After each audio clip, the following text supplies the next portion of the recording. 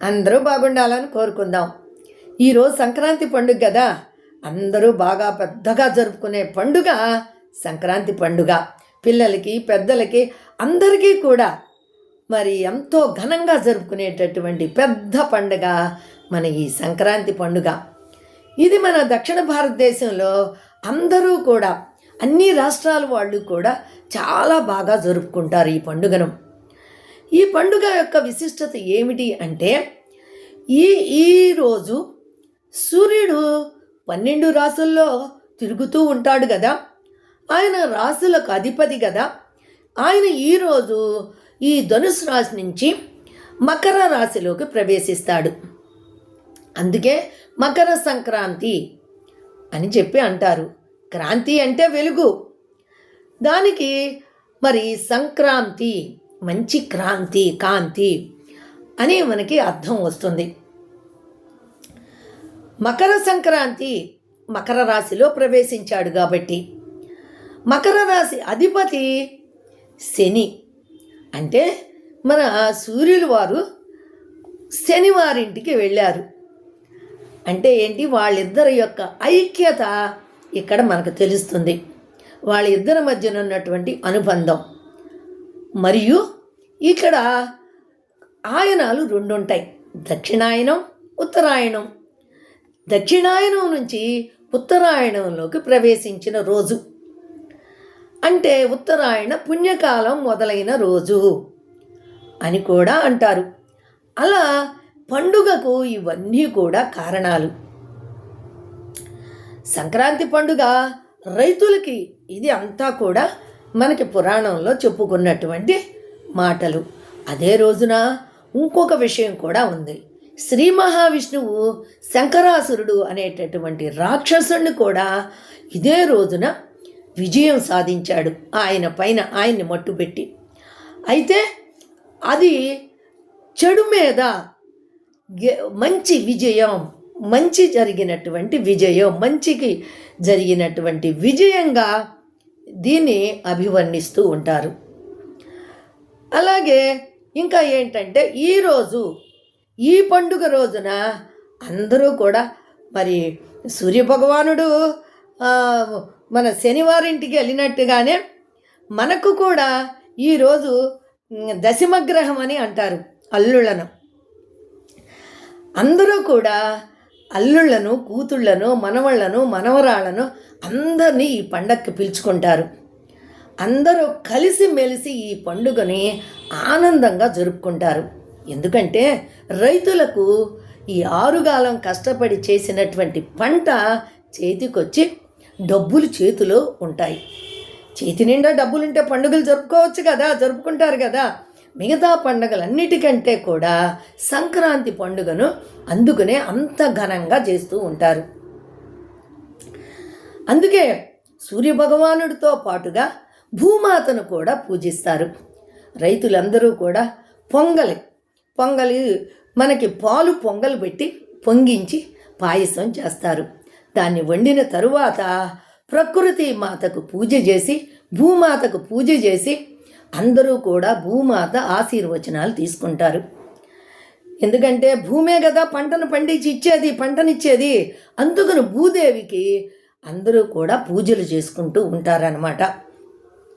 అలాగే పాలు పొంగినట్లుగా మా సంసారాలు కూడా ఆనందంతో అలా పొంగి పొరలాలి అని దాని అర్థం.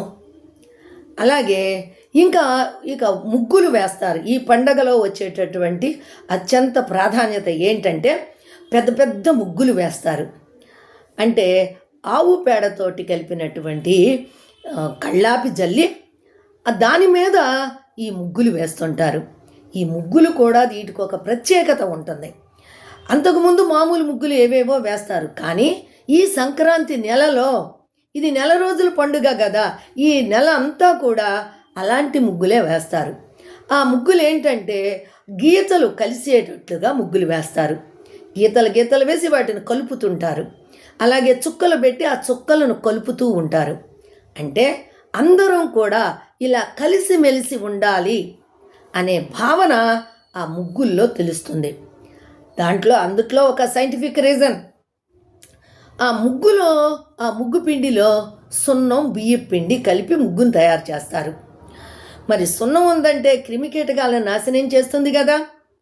అలాగే మరి దాంట్లో వరిపిండి ఉంది కదా, అవి పక్షులకి ఆహారం అవుతుంది. అలా ఈ క్రిమికీటకాలను నశింపజేసి అవి గుమ్మం నుంచి లోపలికి రాకుండా కాపాడుతూ ఉంటాయి. చలికాలంలో ఎక్కువగా క్రిమికీటకాలు వస్తాయి చలికి, వాటిని నశింపజేస్తాయి.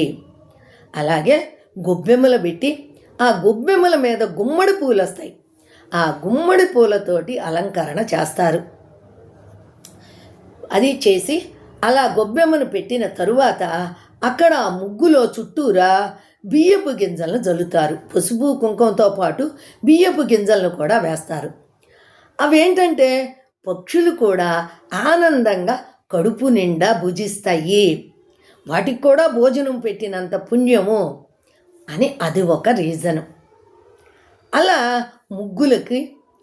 ముగ్గులో వేసేటటువంటి బియ్యానికి కూడా అంత ప్రాధాన్యత ఉంటుంది. ఇంతేనా? ఇక మగపిల్లలైతే మరి గాలిపటాలు ఎగరవేస్తారు. గాలిపటాలు తెలుసు కదా మీకు, ఇప్పుడే ఎగరవేసేది ఈ పండగప్పుడే గాలిపటాలు ఎగురవేస్తారు. మరి ఆడపిల్లలు బొమ్మల కొలువులు పెట్టుకుంటారు. సాయంత్రం అయ్యేటప్పటికి పట్టుపరకిణీలు కట్టుకొని ఆనందంగా చక్కగా మరి తయారయ్యి ఒక రూమ్లో, ఒక గదిలో నీటుగా ఆ బొమ్మలన్నీ అమరుస్తారు. కృష్ణుడి బొమ్మ, శివుడి బొమ్మ, దేవుడి బొమ్మలు, మరి ఇంకా ఎన్నో రకాల గాజు బొమ్మలు, ఇంక ఇప్పుడు కొత్తగా వచ్చేటటువంటి బొమ్మలు, ఇవన్నీ కూడా చెక్కపై అట్లా అమర్చి ఒకదానిపైన ఒకటి నీటుగా పెట్టి బొమ్మల కొలువు పెడతారు. ఈ బొమ్మల కొలువుకి పేరంటాళ్ళను పిలుస్తారు. పిలిచి వాళ్ళకి పూలు పండ్లు మరి నైవేద్యంగా వాళ్ళకు కూడా ఇచ్చి వాళ్ళ దగ్గర ఆశీర్వచనాలు తీసుకుంటారు. పెద్దలు కదా వాళ్ళు, పుణ్యస్త్రీలు కదా, వాళ్ళ దగ్గర ఈ బొమ్మల కొలువు పెట్టిన తర్వాత వాళ్ళకు పూలు పండ్లు ఇచ్చి ఆశీర్వచనాలు తీసుకుంటారు. ఆడపిల్లలు, మగపిల్లలేమో గాలిపటాలు ఎగరేసుకుంటారు. ఇలా చూడండి, పిల్లలకి ఆనందం, పెద్దలకి ఆనందం, ఇంటి నిండా బంధువులు అందరూ కూడా పిల్లా పాపలతో, కూతుళ్ళు, అల్లుళ్ళు అందరూ కూడా కలుస్తారు. మామూలుగా పెళ్ళిళ్ళకి పేరెంటాళ్ళకి అయితే అట్ట వెళ్ళి ఇట్టొస్తారు, కానీ ఈ పండుగకు మాత్రం అందరూ కూతుళ్ళు, అల్లుళ్ళు, మనవళ్ళు, మనవరాళ్ళు ఎక్కడున్నా కూడా అందరూ వచ్చి ఒకే ఇంట్లో సంబరంగా జరుపుకునే పెద్ద పండగ ఈ సంక్రాంతి పండుగ. సంక్రాంతి పండుగ విశిష్టత మీకు కూడా తెలిసింది కదా. తెల్లవారుజామునే లెగుస్తారు, లేచి మరి కాలకృత్యాలు తీర్చుకున్న తర్వాత నలుగు పెట్టి స్నానం చేస్తారు. దీంట్లో అదొక ప్రత్యేకత. నూనె రాసి నలుగు పెట్టి ఆ తరువాత తలస్నానాలు చేస్తారు. మరి పిండి వంటలు, రకరకాల పిండి వంటలు. మరి శని మహాదేవుడికి నువ్వులంటే ఇష్టం కదా, అందుకని ఈ పండుగలో మనకి ఎక్కడ పెట్టినా నువ్వులు వంటలే కనపడతాయి. నువ్వు పూర్ణాలు, నువ్వు ఉండలు, నువ్వు అరిసెలు, ఇలా నువ్వులతో తయారు చేసేటటువంటి పిండి వంటలనే ఎక్కువగా ఈరోజు భుజిస్తారు. అలాగే మరి నువ్వులు, నేను కర్ణాటకలో చూశాను, నువ్వులు మరి బెల్లం, నువ్వులు బెల్లం పంచుతారు ఇళ్ళమ్మట. చెరుకు కొత్త చెరుకు వస్తుంది కదా, చెరుకు గడలను తీసుకొచ్చి వాటిని అందరికీ పంచుతారు. బాగా ఆనందంగా తింటూ అందరూ ఒక్కో తలా ముక్క తింటూ ఆనందంగా అది కూడా గడుపుతారు. అలాగే రేగి పళ్ళు ఉంటాయి కదా, భోగి పళ్ళులాగా పిల్లలందరికీ కూడా తల మీద పెట్టి తలస్నానాలు చేపిస్తారు. ఇలా ఈ పండుగను పిల్లలు, పెద్దలు అని ఆలోచించకుండా అందరూ కూడా, రైతులు, మరి పల్లెటూరులో ఉండే ప్రతి ఒక్కరూ, పట్టణాల్లో ఏంటి పల్లెటూరులో ఏంటి, అందరూ ప్రతి ఒక్కరూ కూడా ఆనందంగా గొప్పగా జరుపుకునేటటువంటి పెద్ద పండుగ. మరి మీకు ఇప్పుడు తెలిసింది కదా సంక్రాంతి పండుగ యొక్క విశిష్టత ఏంటో, ఎలా జరుపుకుంటారు అనేది.